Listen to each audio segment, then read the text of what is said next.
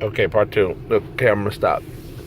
Uh, we're talking about your colon and how it can have, or at least your digestive system can have up to 12 meals in your digestive system at any given time. So, I wanted to get that out of there, knowing that on day 17, I went yesterday and met with Kelly. And Kelly, I like Kelly. And us guys, I was anxious about going to do this. Yes, I was. That's a tender spot down there. But I will say this, to be adult about it. They do insert something inside of your rectum, and it does not go all the way up inside your rectum like somebody's trying to ram you with a vibrating device or something. It just goes inside the tip, and I have experienced the open system and the closed system. And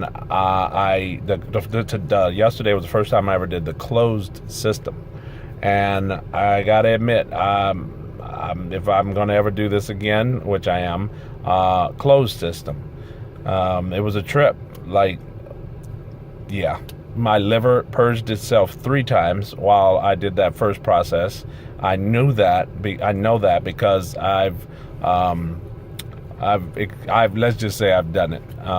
You can research how to do at home to detox your liver. You can do a organic coffee enema, and there's a certain way you lay on one side, and what that does is that caffeine tickles or irritates or something with this big vein that connects it to the colon, and that big vein feels that caffeine makes it purge, and you feel it. Because if you've ever experienced, I tried to explain this yesterday to my brother, if you've ever experienced where all of a sudden you got a cramp in your stomach, and then all of a sudden you feel it release and it lets go, and it's like, oh, I feel so much better, and you feel this kind of tingly feeling all over your body. That's what I feel.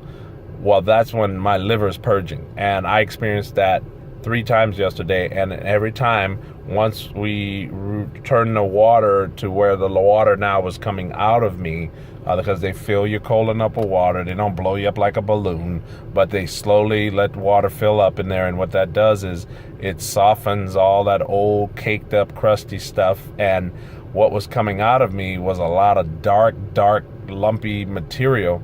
And Kelly was explaining that that's old matter. That stuff could have been inside of me for months, and what happens over time, if it doesn't get out, it will get caught and stay there, and other stuff keeps pushing past it, so it stays in those little lumpy area of the colon, and eventually that will turn into different type of bad things, which will eventually turn into colon cancer.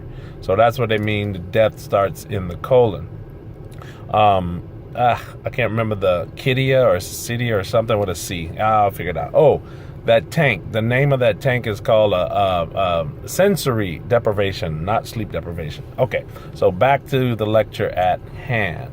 What was it saying? Okay, so yeah, every time my liver purged, and then we switched that thing, and you actually have this tube that you could see your fecal matter and things coming out of your body, and she's consulting you there because she's letting you know, okay, you see this is this, and this is that.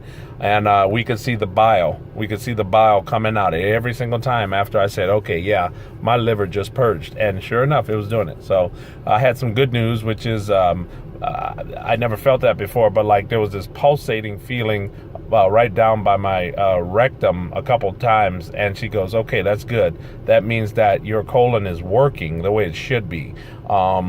It's because some people's colons gets lazy, and once the colon starts getting lazy, she said, that's when you start running into more problems, because it's not moving and working like it should. If you think that gravity goes this way and your colon is like this, it goes like that, then it goes like that. Well, right here is where worms and parasites get stuck and can hang out, because the colon has to move them up away from gravity over to here, then to here to get them out. So we're expecting, I'm going to do 3 days in a row. I did yesterday. We're going to do today, and then I'm going to do a day after that to get my colon completely cleansed out. The first thing I was asked was, did you fast? And luckily, it's like I never had anyone tell me that before at the last place. So luckily, hey, yeah, by the way, yep, I'm fasting. Yes, I did. That's all I said.